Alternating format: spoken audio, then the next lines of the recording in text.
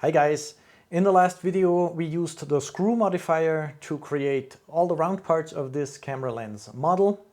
This is the second and last part where I will go over all the detail work on this lens using the Boolean, array, shrink wrap and other modifiers. Remember, the goal of this practice session is parametric non-destructive modeling. So creating objects in Blender based mostly on modifiers, which we can always go back into and change at a later point in time. So let's go!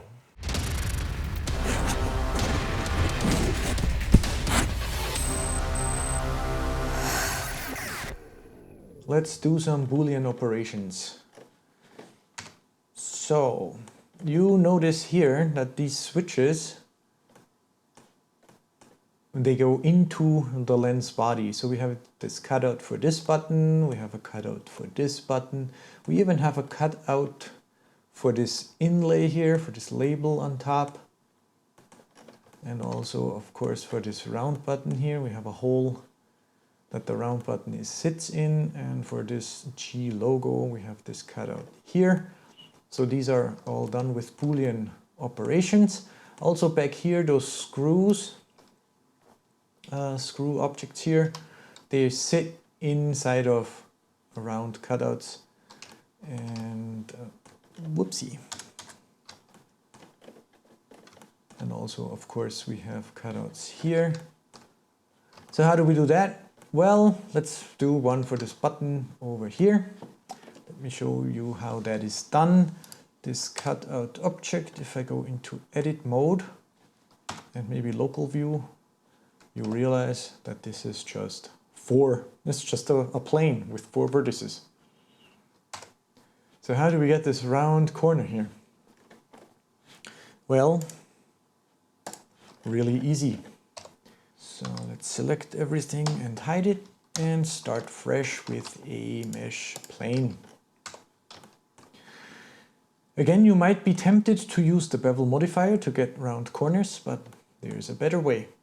Let's just say we have this shape, scale Y, make it look like that button. So this rectangle. Now in here we take the vertex bevel weight up to 1.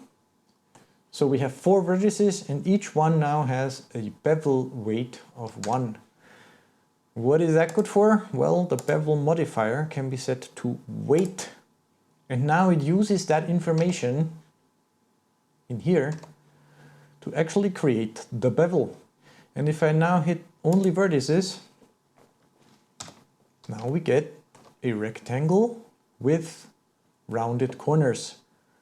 We can turn up the segments, we can change the width. Again, we have parameters to change our round corners. We didn't model anything, we didn't mess up our mesh, we didn't use the bevel tool in the edit mode. We still can go back and change everything, increase the detail and change the width of the bevel. So now we have this plane. Of course, we need a solidify modifier on it and give this some thickness. And then this is our object.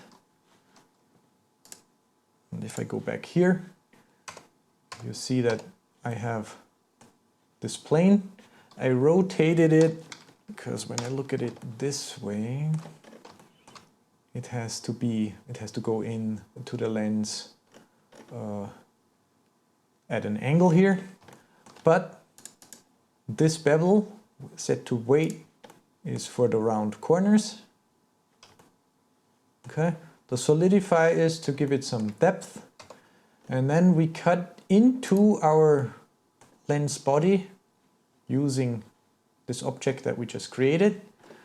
Now let me show you how you can do that very easily. Let's say this is our object and we also add a cylinder, maybe with a little bit more detail.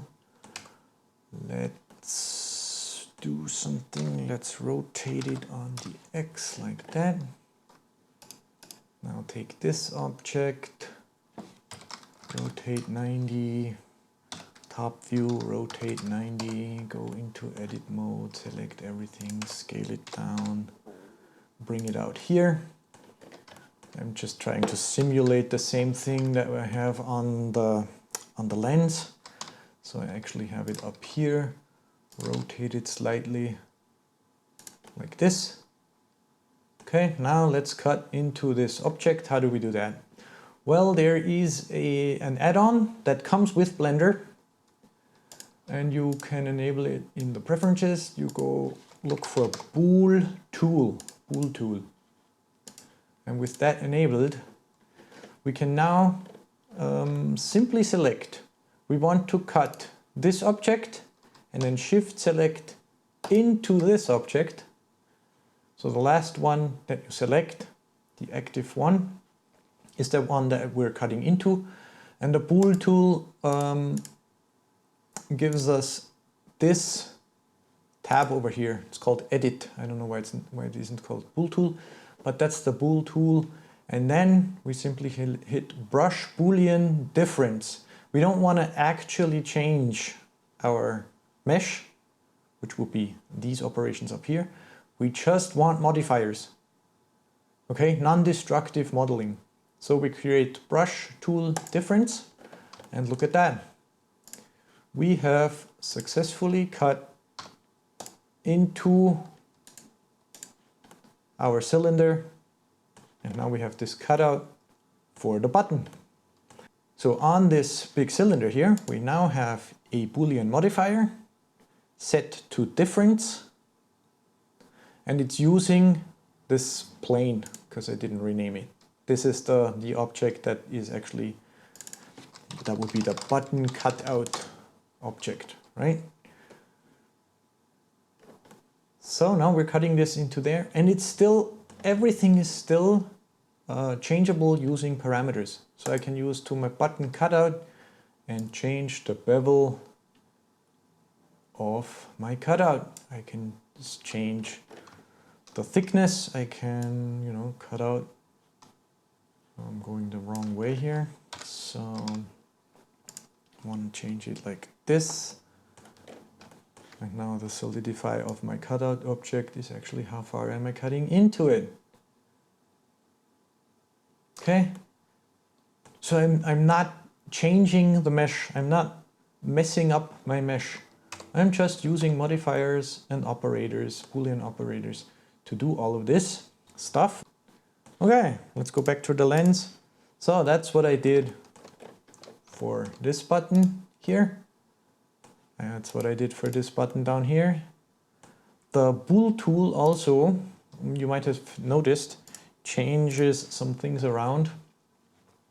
If you hit that brush Boolean difference button here, it turns this cutout object over to be only visible as bounds.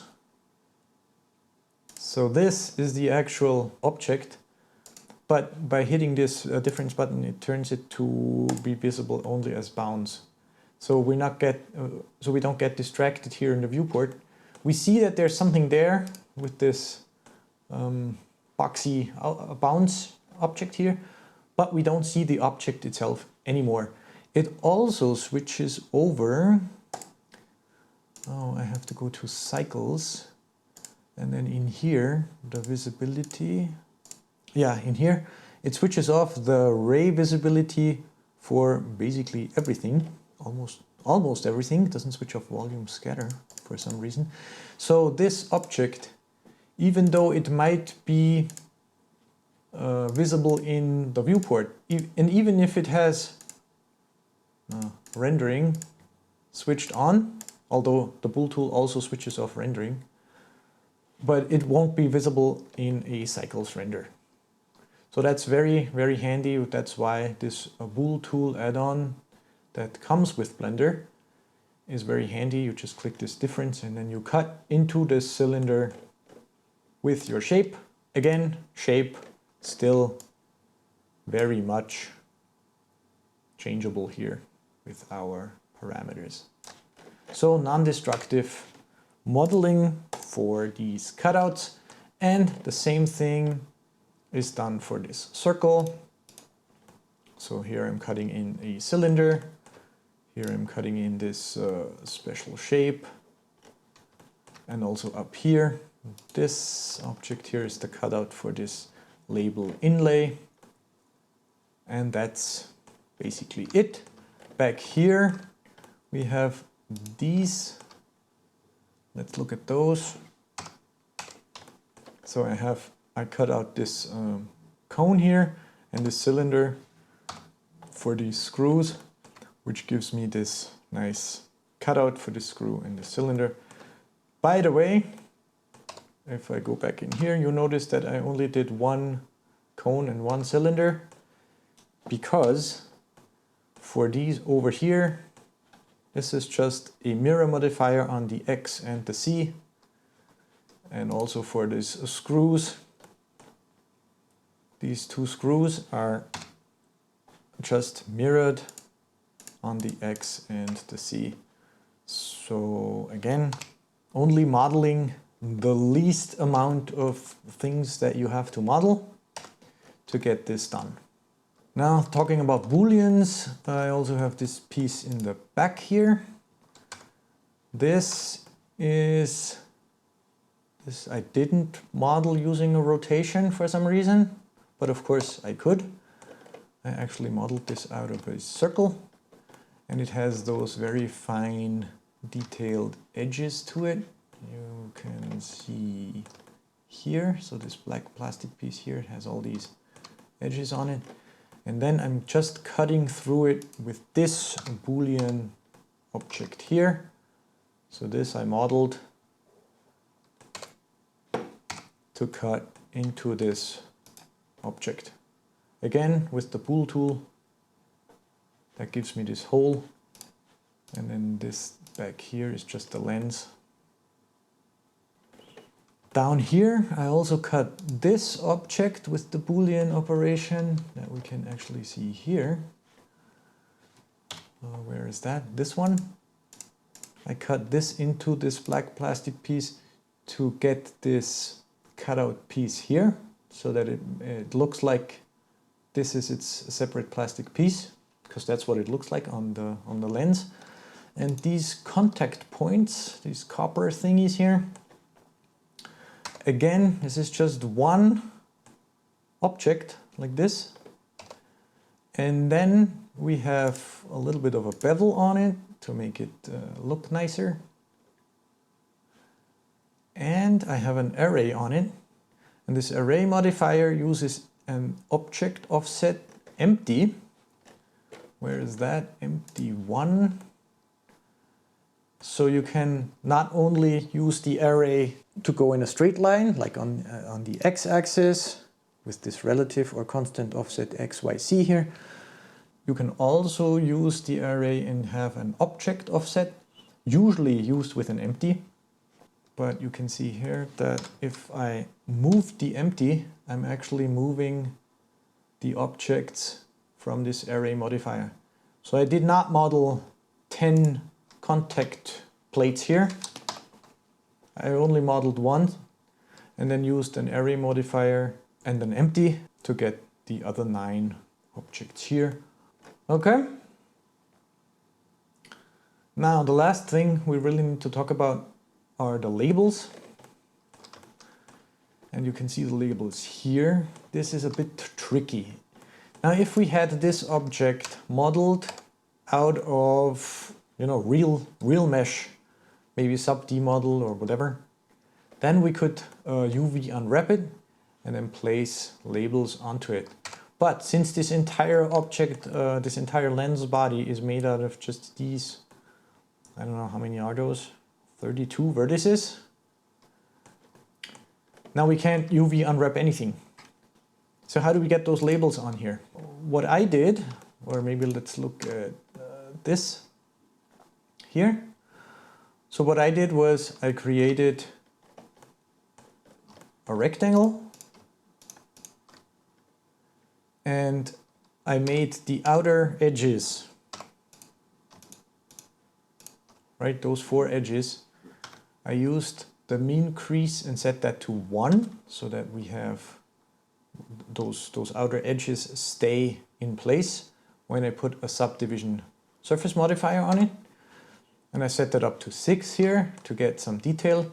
And then I used a shrink wrap modifier, this thing here, with a target lens body, which is this thing that we cannot UV unwrap. This very simple rectangle gets projected onto the lens body, and this very simple rectangle here, of course this can then be UV unwrapped, and I created this image in Affinity Designer. And now this rectangle here is this E-mount label, and with the shrink wrap modifier it's basically almost stuck onto the body, and the shrink wrap modifier has a teeny tiny bit of offset on it that you can see here. So this label is actually above the surface, just ever so slightly. But since it's so little, we don't really notice that it's not part of the body. It's actually its own object. And all these labels here are done in the same way. Also the Sony label over here, you can see that's this thing, all from this image here, UV unwrapped. So this rectangle here is that part, and this rectangle here is this part, the Sony logo, and so on and so forth. Now these all have the same material. Let's look at the sticker material. So this is this UV map here. I take the alpha information, I make it transparent everywhere except for where there is stuff in this image. So it doesn't matter that this is white and this is black here, because I'm doing my own material, this very light gray, almost white material. So basically we look through, let's go back over here to this E-mount. So although this is a rectangle, everything is transparent, and only where we have the lettering, the E-mount, we get our material, and then that gets shrink wrapped over here. On top here we have a separate sticker here, which is not part of that object because it has a different material. It is a light gray, not a white. But the idea is the same thing. I have a rectangle subdivided and then shrink wrapped to the lens body. And this has its own label, which is actually also this same image here, but a different material. So this is a gray material now. And again, transparent mixed in. Okay, so that's the labels. We also have this label in the front here, which is just this almost circle. This just has 32 vertices, and it has the same material with a thing that I created again in Affinity Designer with this lettering on it, and it's transparent where there's no letters, and then you move it slightly above the surface of this lens part here, and it looks like you have a label stuck to it. Now really the last thing that we need to talk about is this thing up here, that again is done with modifiers. So if I go into edit mode, we can see it here. It's a rectangle that's heavily subdivided along this way. The outer 4 vertices have a bevel weight on it. Okay, so we can use a bevel modifier set to weight to get those round corners, the end here. And then I use a curve modifier to bend this object along this curve, Bezier circle number 2 here. And the cutout is just slightly bigger. The inlay and cutout are basically almost the same object, with the bevel, with the curve and the solidify, and then cutting into the main object here. The lettering here is an actual text object, so this is still editable. Remember, non-destructive modeling. So this is still a text object. I didn't use this extrude, I used a solidify modifier because that gives me the ability to change the material of the rim to a different material slot, because those letters are only white on the top, but they're black on the sides, on the rim. And if I use this extrude for the letters here, that doesn't allow me to change the materials, so I used a modifier. Again, I can change the thickness.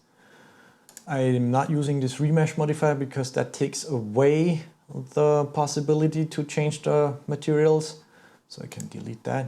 That was just a test to remesh this into perfect squares basically, but it's not necessary.